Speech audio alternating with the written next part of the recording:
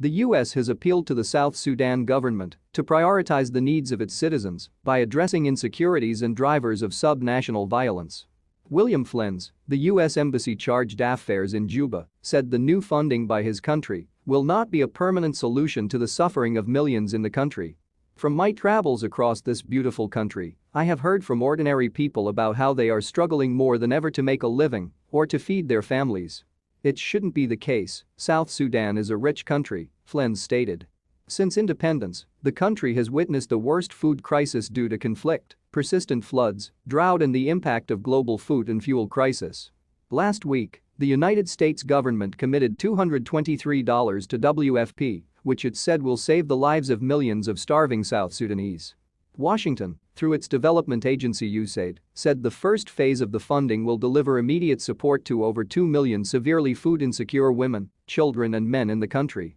The finance will be channeled to WFP to provide life-saving food and nutrition assistance and cash transfer. In addition, the second phase of the contribution, due to arrive by the end of this year, will provide WFP with in-kind food assistance worth of $117 million. This include sorghum, vegetable oil and nutritious food for infants under 5 years of age and expectant mothers. This contribution is so timely. It will save lives at a time when most of the vulnerable people in South Sudan are struggling just to get by day to day, said Mr. Flins. South Sudan continues to face a dire humanitarian situation with more than half its population already facing food insecurity situation.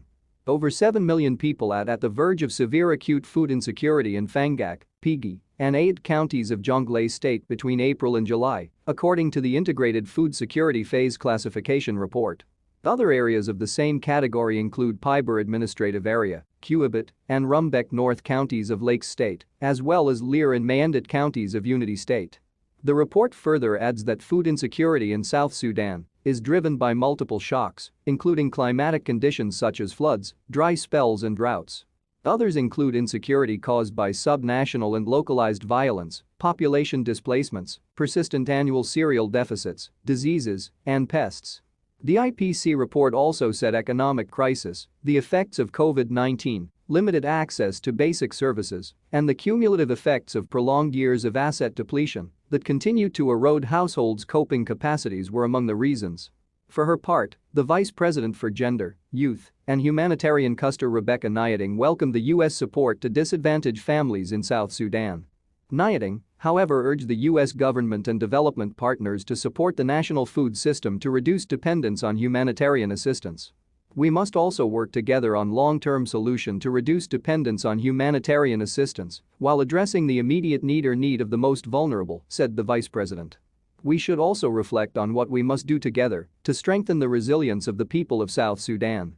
Boosting agricultural production and strengthening national food system, particularly at a time of crisis, she added.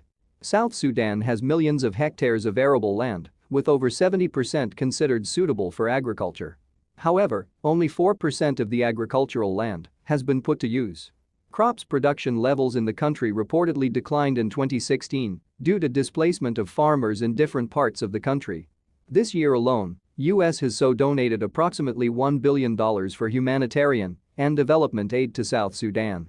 The Food and Agriculture Organization of the United Nations believes that Western Equatoria is the only state that was able to produce its own food for the last conservative years.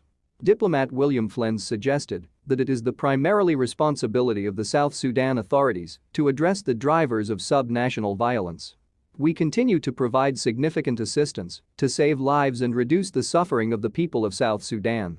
And we continue to urge the government of South Sudan to address the drivers of sub-national violence that contributes to the humanitarian crisis. South Sudan Humanitarian Snapshot for June indicated that high levels of food insecurity, intercommunal violence, cattle raids and disease outbreaks continue to affect many people in the country.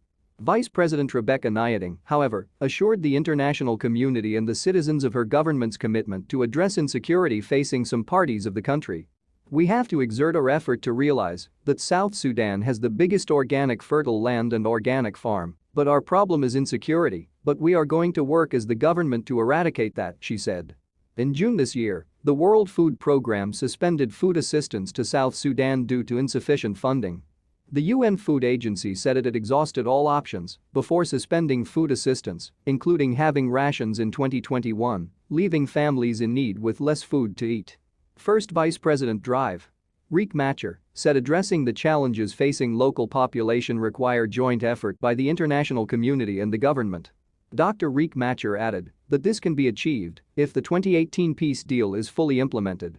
The U.S. government remains the largest donor of humanitarian assistance to South Sudan, providing around $1 billion each year for food assistance, safe drinking water, health services, emergency education and shelter support.